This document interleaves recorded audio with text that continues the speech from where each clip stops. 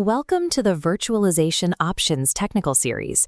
I'll guide you through our advanced IPv6 diagnostics workflow. We are going to isolate a very specific, incredibly frustrating network anomaly. Your basic pings respond perfectly, but large file transfers hang, SSH sessions freeze after login, and web pages take forever to load. Diagnosing this requires you to completely unlearn deeply ingrained legacy assumptions about how network protocols operate. By the end of this session, you will have a concrete step-by-step method to expose silent dual-stack failures and permanently resolve a path MTU discovery black hole. Step 1 is resetting our baseline. IPv6 dictates strictly different rules for your network interfaces, requiring a completely new operational mindset. On the left, an interface is typically assigned one single IP address, like 192.168.0.10. Over on the right, a single interface will naturally host multiple active addresses at the exact same time, usually a link local, global unicast, and temporary addresses. You must accept this stack of addresses as correct, expected behavior. Do not waste time trying to troubleshoot why your host has 3 or 4 active IPs. You also need to realize that traditional broadcast traffic is gone entirely, having been replaced end-to-end by multicast.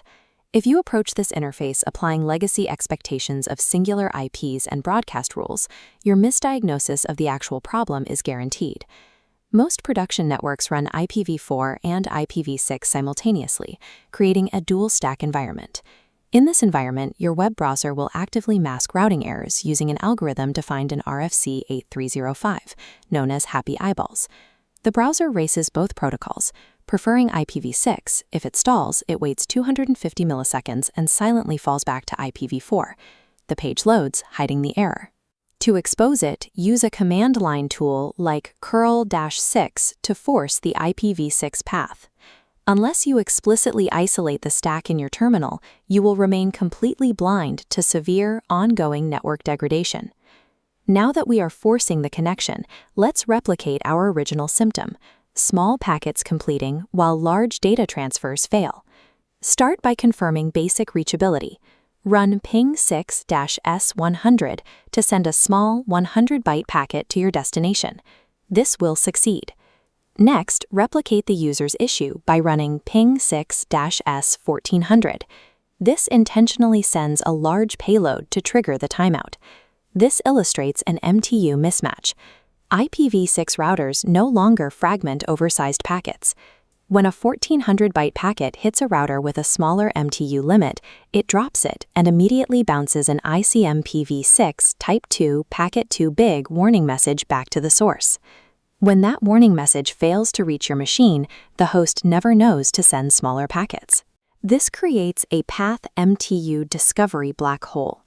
The reason that warning message never arrives is almost always a security firewall somewhere in the network path intercepting and destroying it. This brings us to an absolute rule for modern networking. You must never completely block ICMPv6 traffic at the network edge. To fix the black hole, update your firewall configurations to explicitly permit inbound ICMPv6 Type 2 packets. With that rule active, the source host finally receives the packet size warning, automatically scales down its payload, and the connection completes. Blindly copying old block all ICMP mentalities into your modern firewall configurations is a direct path to invisible network outages. By adjusting that single firewall rule, large packets negotiate correctly, frozen SSH sessions recover, and your web applications snap back to full speed. This graphic outlines your completed workflow. Expect multiple IPs on the interface. Use the command line to isolate the protocol. Test variable ping sizes, and always permit ICMPv6 Type 2. Internalizing how heavily this protocol relies on these system messages is your absolute best tool for resolving mysterious network timeouts. In the next module, we'll explore how these exact dual-stack behaviors bypass security policies and leak corporate addresses on your VPNs. Thanks for watching.